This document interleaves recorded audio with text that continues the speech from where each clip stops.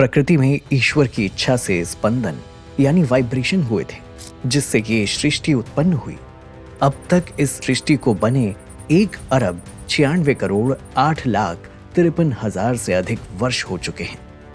ये कोई कोरी कल्पना नहीं है, बल्कि वैदिक काल गणना का ये सत्य है, जिसे आज आधुनिक विज्ञान भी मानने लगा है।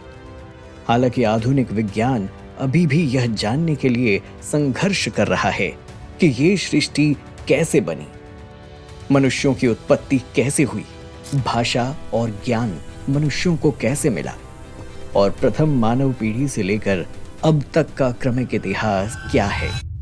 लेकिन प्राचीन भारतीय ग्रंथों में इन प्रश्नों के उत्तर खोजे जा सकते हैं।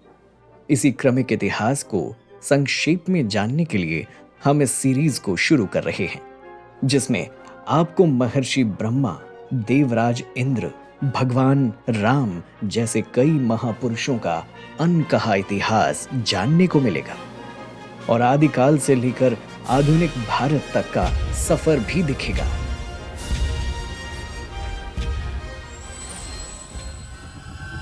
सृष्टि का निर्माण और प्रलय एक निरंतर चलने वाली चक्रीय प्रक्रिया है, जो ना कभी हुई थी और ना कभी खत्म होगी।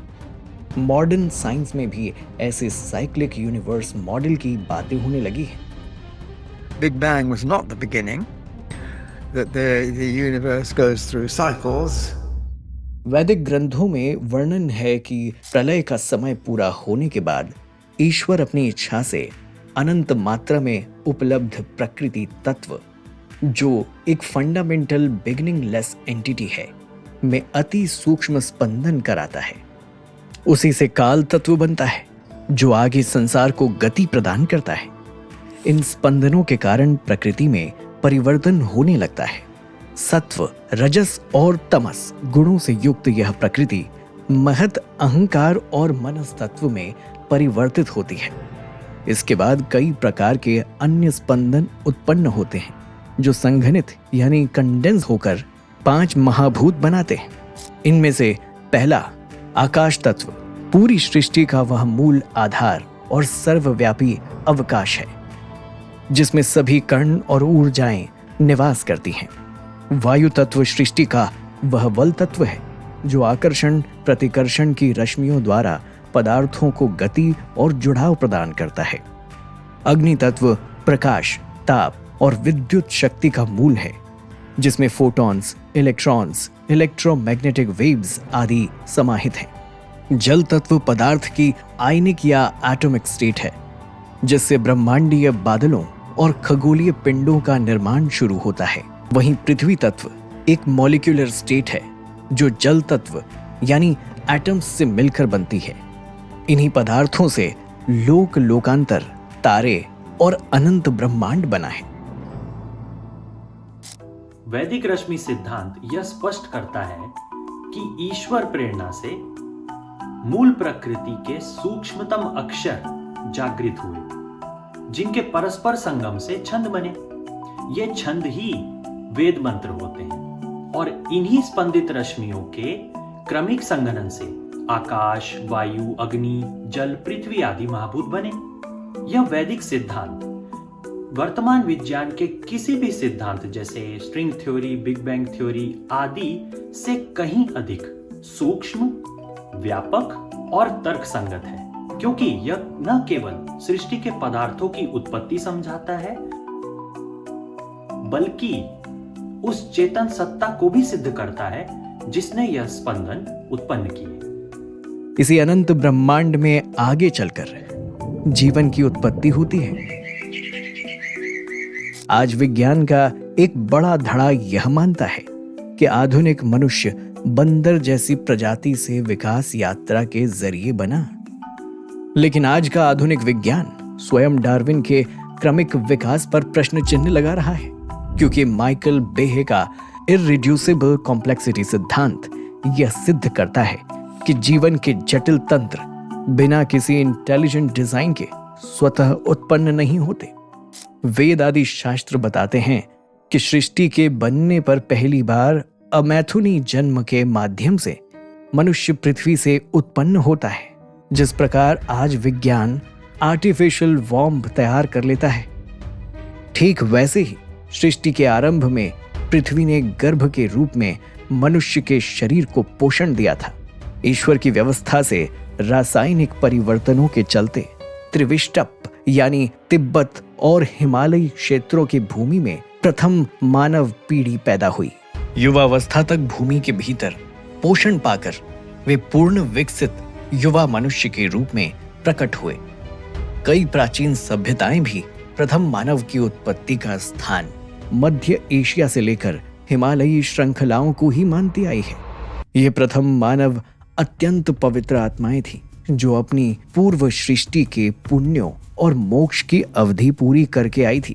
इन सब में से 4 सर्वश्रेष्ठ आत्माओं ने ईश्वरीय प्रेरणा से गहरी समाधि लगाई। ध्यान की उस अवस्था में उन्हें सृष्टि के वही मूल स्पंदन सुनाई दिए जिनसे यह विश्व बना। इन्हीं चुनिंदा शब्दों के विशेष संकलन को वेद मंत्र कहा गया। महर्षि अग्नि को ऋग्वेद, वायु को यजुर्वेद, आदित्य को सामवेद और महर्षि अंगिरा को अथर्ववेद का ज्ञान हुआ। इन 4 महर्षियों ने यह ज्ञान महर्षि ब्रह्मा को दिया।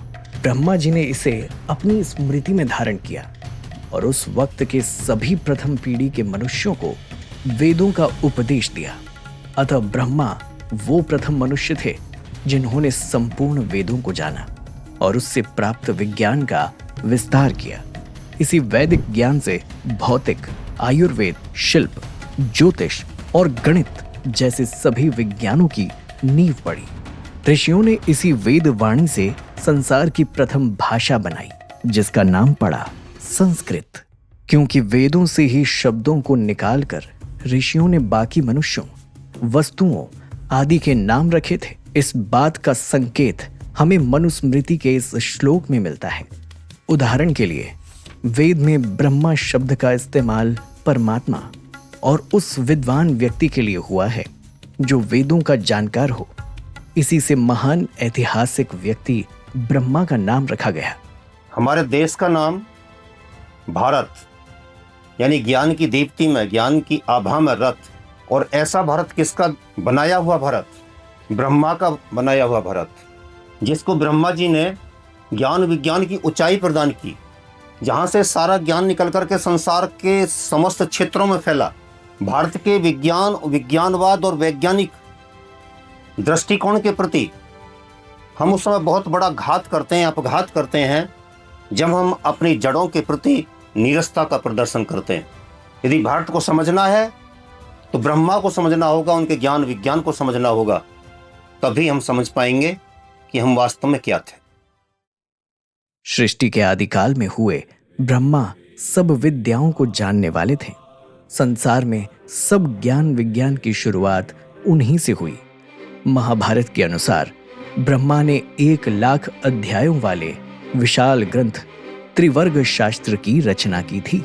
उसी से अनेकों शाखाएं बनी। योग, धर्मशास्त्र, कामशास्त्र, दंड नीति आदि कई विषयों का विस्तार हुआ।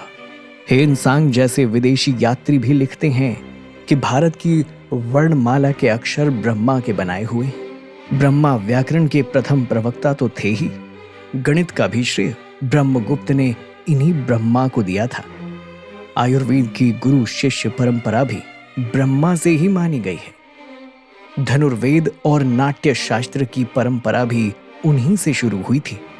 अतः वे ब्रह्मा ही थे जिन्होंने ईश्वरीय प्रेरणा से आगे आने वाली मानव सभ्यता का मार्ग प्रशस्त किया था।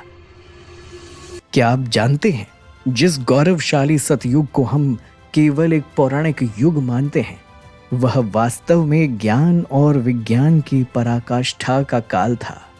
ब्रह्मा जी से शुरू हुई यह यात्रा आगे चलकर देवराज इंद्र के वैभव, मनु के संविधान और अन्य राज्यों एवं ऋषियों के पराक्रम एवं योगदान तक कैसे पहुंची?